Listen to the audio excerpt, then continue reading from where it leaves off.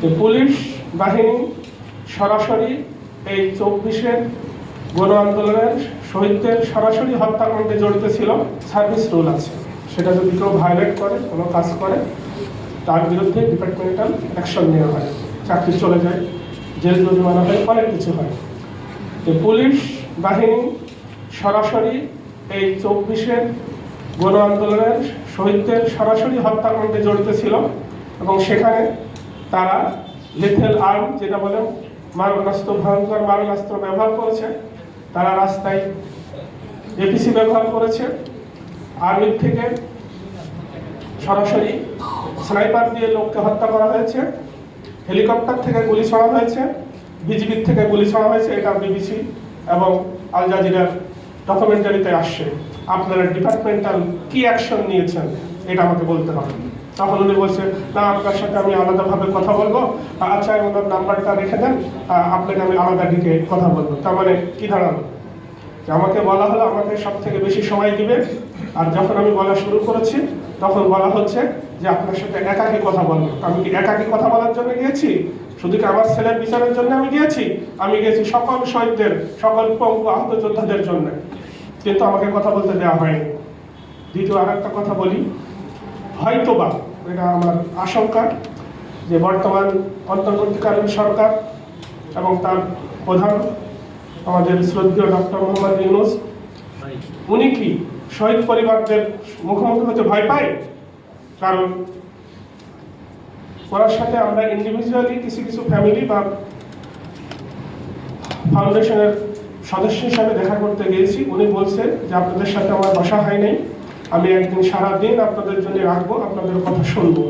কিন্তু 1 বছর পার হয়ে গেছে, উনি আমাদেরকে সময় দেয়নি, দিতে পারেনি। আগামী 5ই আগস্ট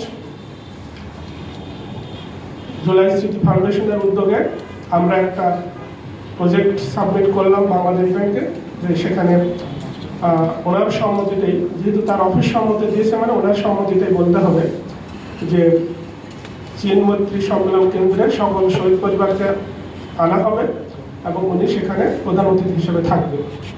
দুঃখজনক হলেও সত্য, উনি ওনার দপ্তর সেটা অস্বীকার করেছে এবং মুক্তিযুদ্ধ মন্ত্রণালয় আমাদের কাছ থেকে যে আইডি কার্ড এবং ছবি নিয়ে ওই দিনকার প্রবেশ নিয়ন্ত্রণ করতে চেয়েছিল সেটা প্রত্যাহার করে নিয়েছে। এখন বলা হচ্ছে যে 5ই আগস্ট সমস্ত জুলাই যোদ্ধা এবং শহীদ পরিবার একই সাথে স্ব ডিসি অফিসে উপস্থিত থাকবেন আর উনি ওদিন আমাদেরকে ভিডিও বার্তা দিবেন। কেন? যাদের রক্তের উপর দাঁড়িয়ে উনি আজকে প্রধান উপদেষ্টা, এবং অপ্রিয় সত্যি হলেও বলবো ওনার 1000 কোটি টাকার ট্যাক্স মাফ করে নিয়েছেন। উনি অলরেডি 6 মাসের দণ্ডিত আসামি ছিলেন, সেটা মাফ করে নিয়েছেন। উনি অনেকগুলো প্রতিষ্ঠানের পারমিশন নিয়েছেন আমাদের সন্তানদের রক্তের উপর দাঁড়িয়ে। এখন আমাদের মুখোমুখি হতে উনি ভয় পায় কেন? দরকার নেই কোনো বিচারে। আমার সন্তানটা শহীদ হয়েছে, এদেশের যে আবেগ নিয়ে যে বৈষম্য বিরোধী একটা দেশ গঠনের জন্য কোথাও তার কোনো প্রকাশ দেখছি না।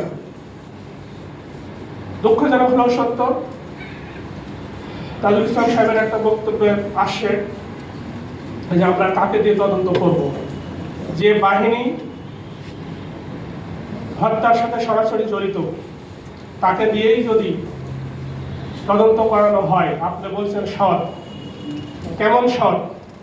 আপনার 2 নম্বর ট্রাইব্যুনাল আদালতের একজন বিচারক, আমি বলবো উনি দোষরের থেকে সুবিধাভোগী, সেটা আপনারাই প্রমাণ করেছেন।